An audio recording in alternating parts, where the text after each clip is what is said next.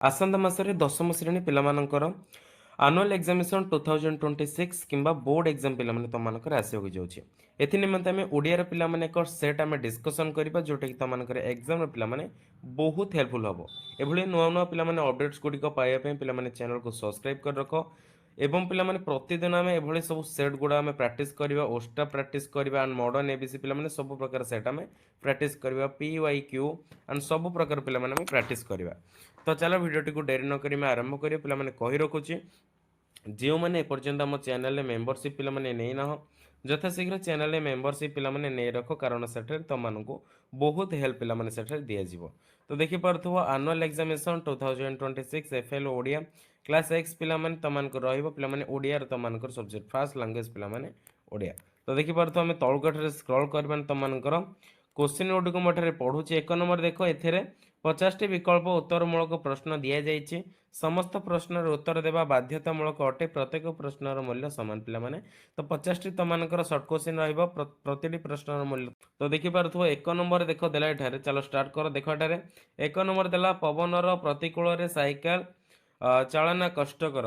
ଏହି ବାକ୍ୟ କାହା ଦ୍ୱାରା ସଂକ୍ଷିପ୍ତ ହୋଇଛି ପିଲାମାନେ? ପବନର ପ୍ରତିକୂଳ ହେଲା, ଅନୁକୂଳ ପ୍ରତିକୂଳ ଏଇଟା ହେଉଛି କ'ଣ ପିଲାମାନେ? ମୁଁ ଏଠି क्वेश्चन ଗୁଡ଼ିକ ପଢ଼ି ଦେଉଛି ଆଣ୍ଡ ଅପସନ୍ ପଢ଼ୁଛି, ତମେ ଆନ୍ସର ଗୁଡ଼ିକ ମୋତେ ଏଠାରେ ଜଣାଇବ କମେଣ୍ଟ ବକ୍ସରେ। ଏରେ ଦେଲା ସନ୍ଧି, ବିରେ ଦେଲା ସମାସ, ସିରେ ଦେଲା କୃଦନ୍ତ, ଡିରେ ଦେଲା ପିଲାମାନେ ଉପସର୍ଗ।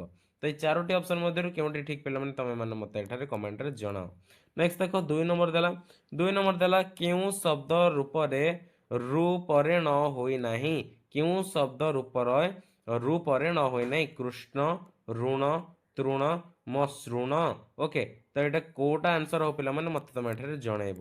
ନେକ୍ସଟ ଦେଖ 3 ନମ୍ବର, ଓଡ଼ିଶା ସାହିତ୍ୟର ପ୍ରଥମ ପ୍ରବନ୍ଧର ନାମ କ'ଣ? ଯେତେବେଳେ ଓଡ଼ିଶାର ସାହିତ୍ୟ ପିଲାମାନେ ଓଡ଼ିଶାରେ ଯେତେବେଳେ ସାହିତ୍ୟିକ ମାନେ ଜନ୍ମଗ୍ରହଣ କଲେ ବା ବଡ଼ ବଡ଼ ଯେତେକ ସବୁ ଆମେ ଜ୍ୟେଷ୍ଠ ଶ୍ରେଷ୍ଠ କବି ବଳିଷ୍ଠ କବିମାନଙ୍କ ମଧ୍ୟରେ ଯେତେ ସବୁ ବଡ଼ ବଡ଼ କବି ଥିଲେ, ତ ପ୍ରଥମ ପ୍ରବନ୍ଧର ନାଁ କ'ଣ ଥିଲା ପିଲାମାନେ ତମେ ଏଠାରେ କହିବ।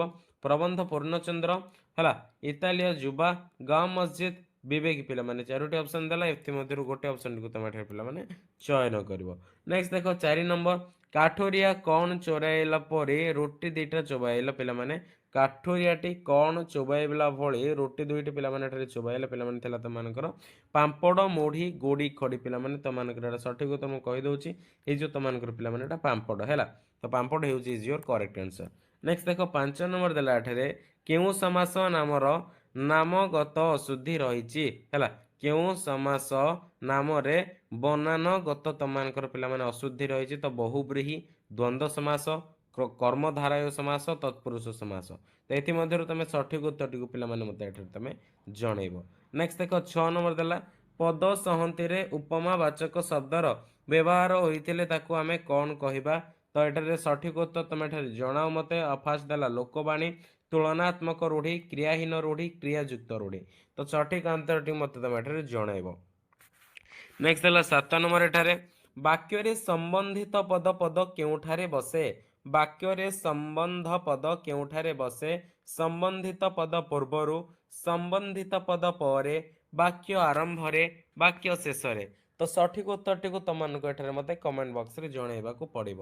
ଆଣ୍ଡ ଆଉ ଥରେ କହି ରଖୁଛି ପିଲାମାନେ, ଯଥାଶୀଘ୍ର ଚ୍ୟାନେଲରେ ପିଲାମାନେ ମେମ୍ବରସିପ୍ ନିଅ, ଏକ୍ଜାମ୍ ପିଲାମାନେ ପାଖେଇ ଆସିଲାଣି। ଓକେ, ବୁଝିପାରୁଥିବ। ନେକ୍ସଟ 8 ନମ୍ବର ଦେଲା ମିଶ୍ର ବାକ୍ୟ କାହାକୁ କହିବା? ମିଶ୍ର ବାକ୍ୟ କାହାକୁ କହିବା? ଯେକୌଣସି ପ୍ରକାର ବାକ୍ୟର ସମ୍ମାନିତ ରୂପକୁ ଆମେ ମିଶ୍ର ବାକ୍ୟ କହିବା। ନେକ୍ସଟ ଦେଖ 9 ନମ୍ବର ଦେଲା ଏଠାରେ ଯେତେବେଳେ ଆଧୁନିକ ସଭ୍ୟତାର ଆଦର୍ଶ ପ୍ରତ୍ୟେକ ଜାଣିବେ ସେତେବେଳେ କାହାର ଧ୍ୱଜା ଉଡ଼ିବ? ତ କାହାରରେ? ଶାନ୍ତିର, ପ୍ରୀତିର, କୀର୍ତ୍ତିର, ମୈତ୍ରୀର। ଯେତେବେଳେ ଆଧୁନିକ ସଭ୍ୟତାର ଆଦର୍ଶ ପ୍ରତ୍ୟେକ ଜାଣିବେ ସେତେବେଳେ ମୈତ୍ରୀର ଧ୍ୱଜା ଉଡ଼ିବ। 10 ନମ୍ବର ଦେଖ ଭାରତୀୟ ସଭ୍ୟତାର ଆଦର୍ଶ କ'ଣ ଥିଲା? ଭାରତର ସଭ୍ୟତାର ଆଦର୍ଶ ଭୋଗ ଐଶ୍ୱର୍ଯ୍ୟ ନା ତ୍ୟାଗ ଆତ୍ମସଂଯମ ହେଲା, ଆଉ ରହିବ ରାଗ ଓ ରାଗିଣୀ ସୃଷ୍ଟି, ଆଉ ରହିବ ଜାଗ ଜ୍ଞାନକରଣ। ପିଲାମାନେ ସଠିକ୍ ଉତ୍ତରଟି ହବ ଭାରତୀୟ ସଭ୍ୟତାର ଆଦର୍ଶ ତ୍ୟାଗ ଓ ଆତ୍ମସଂଯମତା ଥିଲା। 11 ନମ୍ବର ଦେଖ ଉତ୍କଳ ଜନନୀ କାହା ଦ୍ୱାରା ପବିତ୍ର ହୋଇଛନ୍ତି?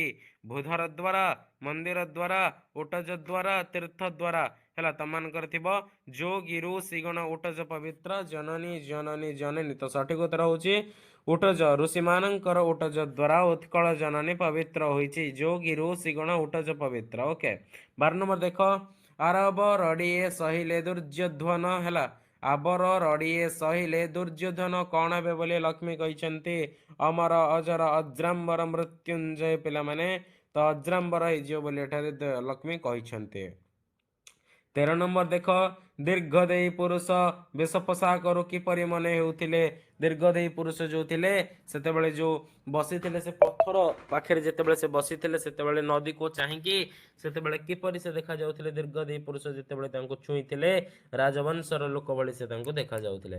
ପରବର୍ତ୍ତୀ ପ୍ରଶ୍ନ ଦେଖ ତମାନଙ୍କର ରହିବ ଏଠାରେ ତମାନଙ୍କର 14 ନମ୍ବର ଖ୍ରୀଷ୍ଟିଆନ ମିଶନ ମାନେ କେଉଁ ମସିହାରୁ ଓଡ଼ିଶାରେ ମିଶନ ସ୍କୁଲ ମାନ ପ୍ରତିଷ୍ଠା କରିଥିଲେ ପିଲାମାନେ? ତମାନଙ୍କର ଏଠାରେ ସଠିକ ଉତ୍ତରଟିକୁ ଜଣେଇବ।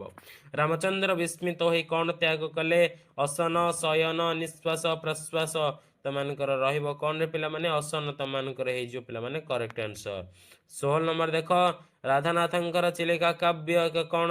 ରାଧାନାଥଙ୍କର ଚିଲିକା କାବ୍ୟ ହଉଛି ଏକ ଖଣ୍ଡ୍ୟ କାବ୍ୟ ହେଲା। ଚିଲିକା ଯୋଉ ଥିଲା ତମାନଙ୍କର ଏଟା ହଉଛି ଏକ ଖଣ୍ଡ କାବ୍ୟ। 17 ନମ୍ବର ଦେଖ ବାକ୍ୟ କାହାକୁ ପ୍ରକାଶ କରିଥାଏ? ବାକ୍ୟ ଶବ୍ଦର ଅର୍ଥକୁ, ପଦ ସଂଯୋଜନାକୁ, ମନର ଭାବକୁ, ରଚନାର ଦକ୍ଷତାକୁ ପିଲାମାନେ ତମାନଙ୍କର ସଠିକ ଉତ୍ତରଟିକୁ ତମେ ଏଠାରେ ଲେଖିପାରିବ। 18 ନମ୍ବର ଦେଖ ବାକ୍ୟରେ ଗୋଟିଏ ପଦ ଅନ୍ୟ ପଦ ଗୁଡ଼ିକୁ କାହିଁକି ଅପେକ୍ଷା କରେ? ଯୋଗ୍ୟତାର ସିଦ୍ଧ କରିବା ପାଇଁ, ସୌନ୍ଦର୍ଯ୍ୟ ବୃଦ୍ଧି ପାଇଁ, ବାକ୍ୟକୁ ସରଳ କରିବା ପାଇଁ, ଅର୍ଥବୋଧକତା ପାଇଁ ପିଲାମାନେ। ଅର୍ଥବୋଧକତା ଯେଉଁ ବାକ୍ୟର ଅର୍ଥ ନାହିଁ, ଯେଉଁ ବାକ୍ୟ ଅଧାରେ ସରିଯାଏ, ଯେଉଁ ବାକ୍ୟର ପୂର୍ଣ୍ଣତା ନାହିଁ ସେଭଳି ବାକ୍ୟ କହିବାଟା ପିଲାମାନେ ଠିକ ନୁହଁ କିମ୍ବା କଣ ହେଇଥାଏ ସେ ବାକ୍ୟ ପ୍ରଯୁଜ୍ୟ ନୁହେଁ। ଓକେ ପରବର୍ତ୍ତୀ ପ୍ରଶ୍ନ ଦେଖ 19 ନମ୍ବର ଦେଲା ମୋହ ମମତାର ନିର ତରୁଣ ମାନଙ୍କ ମୁଖରେ କଣ ସୃଷ୍ଟି କରୁଛି? ମାୟା, ଅନ୍ଧକାର, କୁହେଳି ହେଲା। କୁହୁକ ପିଲାମାନେ ତମାନଙ୍କର ଏଟା ହବ କୁହେଳି ପିଲାମାନେ ସୃଷ୍ଟି କରୁଛି। ମୋହ ମମତାର ନିର ତରୁଣ ମାନଙ୍କ ମୁଖରେ କୁହେଳି ସୃଷ୍ଟି କରୁଛି।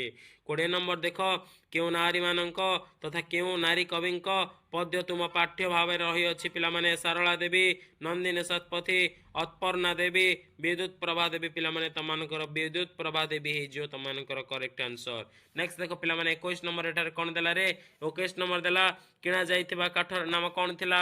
କିଣା ଯାଇଥିବା କାଠର ନାମ ଥିଲା ତମାନଙ୍କର ଧ କାଠ ପିଲାମାନେ। ଓକେ 22 ନମ୍ବର ଦେଖ ଅଙ୍ଗଦ ଚୌଧୁରୀ କେଉଁ ବିଶ୍ୱବିଦ୍ୟାଳୟର ଛାତ୍ର ଥିଲେ? ତକ୍ଷଶିଳା, ଉତ୍କଳ, କଳିଙ୍ଗ, ନାଳନ୍ଦା ପିଲାମାନେ ତମାନଙ୍କର ଅଙ୍ଗଦ ଚୌଧୁରୀ ନାଳନ୍ଦା ବିଶ୍ୱବିଦ୍ୟାଳୟର ଛାତ୍ର ଥିଲେ। ଇତିହାସର ଛାତ୍ର। କବି ରାଧାନାଥ କାହାକୁ ଉଲ୍ଲାସର ଆତ୍ମା ପରି ମନେ କରିଛନ୍ତି? ଗୀତ ହବ କଣ? ଗୀତାମୃତକୁ, ଗୀତର ତାନକୁ, ଭାବାନ୍ତରକୁ, ଆବେଗକୁ ପିଲାମାନେ। କବିତର ସ୍ୱର ପ୍ରାୟ ଏକତାନ ହ୍ରଦ ନୀଳ ବକେ କରେ ଅଧିଷ୍ଠାନ ହେଲା। ସଙ୍ଗୀତର ଆତ୍ମା ପ୍ରାୟ ଗୀତ ତାନକୁ ପିଲାମାନେ ତମାନଙ୍କର ଠାରେ ସେ ସମ୍ବନ୍ଧ କରିଛନ୍ତି। 24 ନମ୍ବର ଦେଖ ମଙ୍ଗଳେ ଉଇଲା ଉଷା ଏ ପଦ୍ୟରେ କାବ୍ୟରୁ এই পদ্য কেউ কাব্যରୁ ଆସିଛି ପିଲାମାନେ? ମଙ୍ଗଳେ ଓଇଲା ଉଷା ବିକଚ ରାଜୀବ ଦୃଶା ଜାନକୀ ଦର୍ଶନ ତୃଷା ହୃଦୟ ବହି କର ପଲେ ବେନିହାର ମୁକ୍ତା ଧରି ଉପହାର ସତୀଙ୍କ ବାସ ବାହାର ପ୍ରାଙ୍ଗଣେ ରହି ଦର୍ଶନ କଳ କଣ୍ଠ କଣ୍ଠେ କହିଲା ଦର୍ଶନ ଦିଅ ସତୀ ରାତି ପାଇଲା। ଏଟା କଣ ରେ? ତମାନଙ୍କର ଏଟା ଆସିବ ତପସ୍ୱିନୀ କାବ୍ୟରୁ ପିଲାମାନେ ଆସିଛି। ତ ଆଉ ଗୋଟେ ଆମେ ଡିସ୍କସନ କରିବା 25 ନମ୍ବରଟି ଆଉ ବାକି ତକ ପିଲାମାନେ ଆମେ ନେକ୍ସଟ ପାର୍ଟରେ ଆମେ ଡିସ୍କସନ କରିବା। ତ ଲାଷ୍ଟ ଦେଖ ତମାନଙ୍କର 25 ନମ୍ବର ଦେଲା ଏଠାରେ ମନୋରଞ୍ଜନ ଦାସ କେଉଁଠାରେ କାର୍ଯ୍ୟ କରୁଥିଲେ? ମନୋରଞ୍ଜନ ଦାସ ପ୍ରଥମ ଅପସନ ହଉଛି ଦୂରଦର୍ଶନରେ, ଆକାଶବାଣୀରେ, ସଙ୍ଗୀତ ନାଟକ ଏକାଡେମୀରେ, ଯାତ୍ରାପାର୍ଟିରେ ତମାନଙ୍କର ହବ ଆକାଶବାଣୀରେ ପିଲାମାନେ ତମାନଙ୍କର ହେଇଯିବ କରେକ୍ଟ ଆନ୍ସର। ପିଲାମାନେ ଦଶମ ଶ୍ରେଣୀ ହାଇସ୍କୁଲ ବାର୍ଷିକ ହାଇସ୍କୁଲ ସାର୍ଟିଫିକେଟ 2026 ତଥା ମାଧ୍ୟମିକ ଶିକ୍ଷା ପରିଷଦ ଓଡ଼ିଶା ଦ୍ୱାରା ପରିଚାଳିତ ଦଶମ ବୋର୍ଡ ଏକ୍ଜାମର ପିଲାମାନେ ଆମେ ଓଡ଼ିଆର ଏକ ସେଟ୍ ପିଲାମାନେ ଡିସ୍କସନ କଲେ ଯୋଉଟାକି ତମାନଙ୍କର 50ଟା ଥିଲା ଆମେ 25ଟି ଡିସ୍କସନ କଲେ। ଆଉ ନେକ୍ସଟ ପାର୍ଟରେ ତମାନଙ୍କର ଆଉ 25ଟା ଆମେ ଡିସ୍କସନ କରିବା। ତ ଭିଡ଼ିଓଟି ଭଲ ଲାଗିଥିଲେ ଲାଇକ୍ କମେଣ୍ଟ ଏବଂ ସବସ୍କ୍ରାଇବ କରି ବେଲ୍ ନୋଟିଫିକେସନକୁ ଅଲ୍ ସିଲେକ୍ଟ କରିବାକୁ ଜମା ବି ଭୁଲିବେ ନାହିଁ। ଆଣ୍ଡ ସାଙ୍ଗସାଥୀଙ୍କୁ ପିଲାମାନେ ଥ୍ୟାଙ୍କ ୟୁ ଫର ୱାଚିଂ ପିଲାମାନେ।